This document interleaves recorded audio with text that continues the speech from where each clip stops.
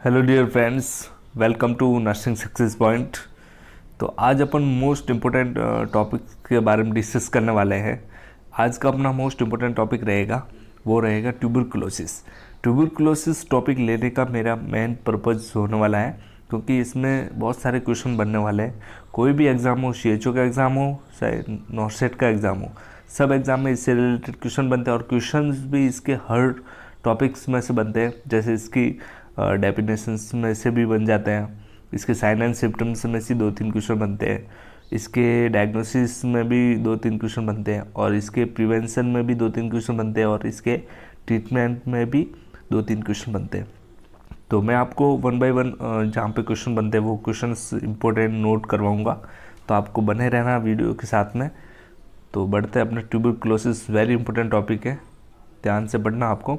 तो ट्यूबरकुलोसिस आपने नाम सुना होगा जनरली। ट्यूबरकुलोसिस ये एक बहुत ही मतलब सीवियर डिजीज़ होने वाली है इंडिया की। तो इसमें टीबी, अगर एग्ज़ाम के अंदर क्वेश्चन पूछा जाए कि टीबी डिस्कवर किसने की थी, तो टीबी बेसिकली डिस्कवर की थी रॉबर्ट कोच। एग्ज़ाम के अंदर क्वेश्चन पूछा जाए टीबी किसने डिस्कवर की, तो रॉबर्ट कोच ने। एम्स के अंदर क्वेश्चन आया हुआ है, एंड CHO के अंदर भी क्वेश्चन आया हुआ है ये।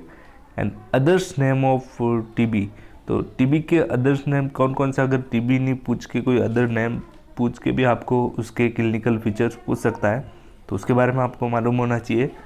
तो ट्यूबरकुलोसिस से भी, इसके अदर्स नेम से भी बहुत सारे क्वेश्चन बनते हैं। जैसे इसको बोला जाता है रॉबर्ट कोच, तो इसके ऊपर ही बोला जाता है कोच डिजीज़। क्या बोला जाता है? Coach disease. एंड इसको क्या बोला जाता है? Social disease. टीबी एक क्या है? सोशल डिजीज़ बोला जाता है टीबी को। एंड बेसिकली इसको वाइट डेथ भी बोला जाता है, क्योंकि इसमें लंग्स के अंदर पेचेस बन जाते हैं वाइट वाइट। तो ये basically pulmonary most common TB होती है, अगर एग्ज़ाम के अंदर पूछा जाए तो वाइट टीबी बोला जाता है। नेक्स्ट, इसके जो मोस्ट इम्पोर्टेंट जो होने वाला है इसके कॉज, तो इसमें कॉज से भी बहुत सारे क्वेश्चन बनते हैं एग्ज़ाम के अंदर, CHO के एग्ज़ाम के अंदर। तो इसका जो मोस्ट कॉमन कॉज होता है वो होता है बैक्टीरियल इन्फेक्शंस होता है। टीबी का मेन कारण होता है कि अगर इम्यूनिटी पावर आपका अगर लो है तो टीबी होने के चांसेस ज़्यादा रहते हैं। तो माइकोबैक्टीरियम ट्यूबरकुलाई क्या करता है, इसका बेसिकली मोस्ट कॉमन बैक्टीरिया होता है जो ये अटैक करता है अगर लो इम्यूनोसप्रेसिव पेशेंट होता है, तो उसके अंदर मोस्ट कॉमन टीबी देखने को मिलती है। एंड माइक्रोबैक्टीरियम ट्यूबरकुलाई इसका बेसिकली जो बैक्टीरिया होता है, एंड ये एसिड फास्ट बेसिलाई होता है। इसको क्या बोला जाता है? Acid fast bacilli bacteria. और ये एरोबिक बैक्टीरिया होता है, मतलब ये ऑक्सीजन पे ग्रोथ करता है, O2 पे ग्रोथ करने वाला बैक्टीरिया। इसीलिए लंग्स के अंदर भरपूर मात्रा में ऑक्सीजन होती है, तो वहाँ पे बेसिकली मोस्ट कॉमन जो ग्रोथ होती है टीबी की वो वहीं से होती है। एंड एग्ज़ाम के अंदर, CHO के एक एग्ज़ाम के अंदर ये भी पूछा गया था कि माइकोबैक्टीरियम जो ट्यूबरकुलाई होता है वो कौन सा बैक्टीरिया होता है, ग्राम नेगेटिव या ग्राम पॉजिटिव? तो ये ग्राम पॉजिटिव बैक्टीरिया होता है।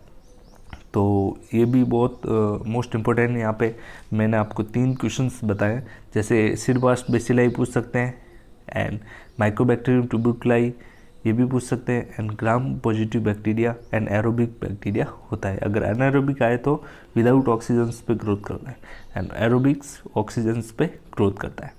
इसका जो मोस्ट मोड ऑफ ट्रांसमिशन मतलब इसका फैलने का जो रूट होता है वो कौन कौन से होते हैं। जैसे मोस्ट कॉमन ये फैलता है एयरबोर्न डिजीज़। इसको क्या बोलते हैं? एयरबोर्न डिजीज़ बोला जा सकता है। अगर एग्ज़ाम के अंदर पूछे कि टीबी एक क्या है, टीबी एक एयरबोर्न डिजीज़ है, तो रेस्पिरेटरी डिजीज़ है, मालूम पड़ रहा है रेस्पिरेटरी है तो एयरबोर्न डिजीज़ ही होगी। नेक्स्ट इसके में जो है वो फैलने का जो होता है रूट, वो इनडायरेक्ट होता है एयरबोर्न्स के थ्रू। जैसे कोई पर्सन स्नीजिंग कर रहा है या कफिंग कर रहा है वाया नेजल्स, जो उसके ड्रॉपलेट्स होते हैं नेजल्स के अंदर, तो उस ड्रॉपलेट्स के द्वारा जो उसका माइकोबैक्टीरियम ट्यूबरकुलाई होता है वो किसी दूसरे पर्सन के रेस्पिरेटरी ट्रैक्ट में कांटेक्ट में आता है, तो उससे वो फिर वो ग्रोथ करने लगता है बैक्टीरिया। तो ट्रांसमिट होने का मोस्ट कॉमन आपको रूट बता दिया मैंने, एयरबोर्न डिजीज होने वाली है एंड ड्रॉपलेट इन्फेक्शन के थ्रू फैलती है।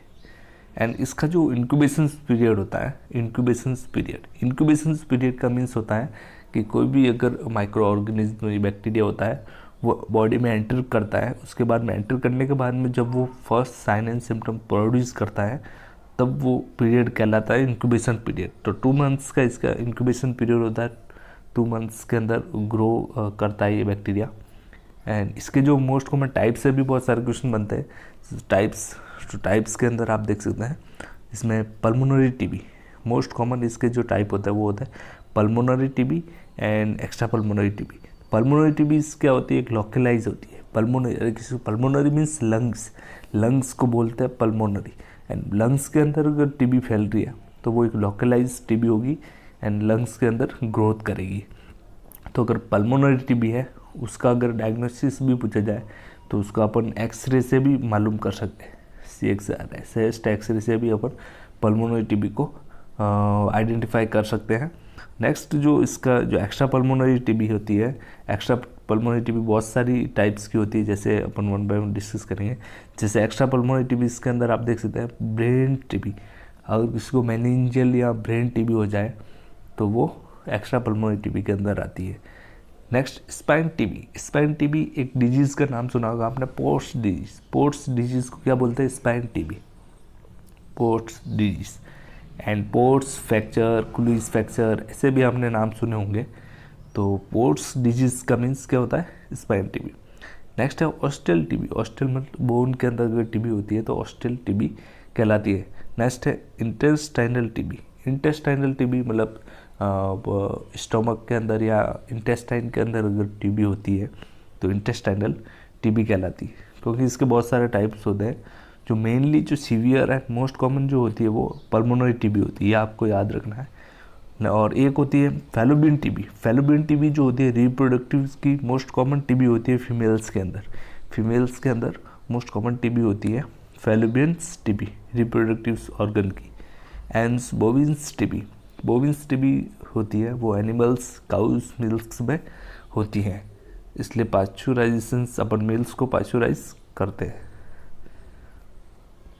अब है इसके साइन एंड सिम्टम्स, ये वेरी वेरी इंपॉर्टेंट है। साइन एंड सिम्टम्स से बहुत सारे क्वेश्चंस बनते हैं, तो मैं आपको इससे रिलेटेड क्लासिकल सिम्टम्स भी बता रहा हूँ एंड इसके जनरल जो सिम्टम्स है वो भी बताने वाला हूँ। जैसा इसका क्लासिकल एक सिम्टम्स होता है कफिंग। इसका कफिंग वेरी वेरी इंपॉर्टेंट होने वाला है। कफिंग होता है जो अगर किसी पर्सन को कफिंग होती है मोर देन 2 वीक्स, ये बहुत सारी आपने एड्स के अंदर भी देखा होगा, टीवीज़ के अंदर एड्स वगैरह आती है, उसमें भी आपको बताते हैं इसके बारे में। एंड इसके बहुत जब प्रोग्राम चलते हैं उसमें भी बताते हैं कि अगर 2 वीक्स से ज़्यादा अगर खांसी है तो वो क्या कहलाती है, टीबी को इंडिकेट करती है। तो कफिंग इसका मोस्ट क्लासिकल सिम्टम्स होता है, ये एक क्लासिकल सिम्टम्स होता है। एंड लो ग्रेड फीवर होता है मोस्ट ऑफ इवनिंग के अंदर। अगर एग्ज़ाम के अंदर पूछा जाए कि टीबी में फीवर कब देखने को मिलता है, मॉर्निंग, आफ्टरनून या इवनिंग, तो इवनिंग के अंदर देखने को मिलता है। और इस फीवर को क्या बोलता है, स्टेप लीडर फीवर। फीवर कैसा आएगा, step leader fever. And anorexia, अगर पेशेंट्स को एनोरेक्सिया होगा तो ऑब्वियसली वेट लॉस देखने को मिलेगा, पेशेंट्स वेट लॉस की कंप्लेन करेगा, वेट लॉस देखने को मिलेगा। एंड डिस्निया तो देखने को मिलेगा, क्योंकि अगर पेशेंट्स के लंग्स में अगर टीबी है तो उसमें पैचेस बन जाते हैं, तो उसकी जो एल्वेलाई और रप्चर होने लगती हैं, तो उसके कारण उसके लंग्स के अंदर ऑक्सीजन की कमी देखने को मिलती है, जिससे पेशेंट को ब्रीथिंग डिफ़िकल्टी होती है, तो डिस्निया देखने को मिलता है। एंड हिमोप्टाइटिस अगर लंग्स की डिजीज़ है तो आपको ऑब्वियसली हिमोप्टाइटिस देखने को मिलेगा। हिमोप्टाइटिस का मीन्स होता है स्पुटम, ब्लड, मतलब स्पुटम के अंदर क्या आता है, ब्लड। स्पुटम्स के अंदर पेशेंट्स का जो बलगम होता है, स्पुटम होता है, उसके अंदर क्या देखने को मिलता है, अपन को ब्लड देखने को मिलता है। हेमेटोइमेसिस बोला जाए तो हेमेटोइमेसिस का मीन्स होता है vomiting with blood, and haemoptysis sputum with blood. And night diaphoresis very very important है। इसमें क्या होता है, नाइट के अंदर मोस्ट ऑफ स्वेटिंग देखने को मिलती है, नाइट के अंदर स्वेटिंग, तो नाइट डायफोरेसिस कहलाता है। तो ये इसके मोस्ट ऑफ क्लासिकल सिम्टम्स है, तो पूछे जा सकते हैं एग्जाम के अंदर। एंड डायग्नोसिस से रिलेटेड बहुत सारे क्वेश्चन बनते हैं। अपन डिस्कस करेंगे। मोस्ट ऑफ अगर डायग्नोसिस के अंदर दो फीचर्स आते हैं, physical examination and history collection. अपन दो तरीके से डायग्नोसिस करते हैं, एक तो फिजिकल एग्जामिनेशन करते हैं पेशेंट्स का, head to toe examination, physical examination patient की, एंड हिस्ट्री कलेक्शंस, यानी पास्ट हिस्ट्री, प्रेजेंट हिस्ट्री अपन चेक करते हैं, फैमिली हिस्ट्री वगैरह। तो इसका फिजिकल एग्जामिनेशन यानी हिस्ट्री कलेक्शन करते हैं। देन चेस्ट एक्सरे, अपन क्या करते हैं पेशेंट्स के चेस्ट एक्सरे में आप देख सकते हैं, चेस्ट एक्सरे में क्लासिकल्स एक देखने को मिलता है। गोन्स बॉडी पूछा जाए किसमें देखने को मिलती है, तो टीबी वाले पेशेंट्स के चेस्ट एक्सरे में देखने को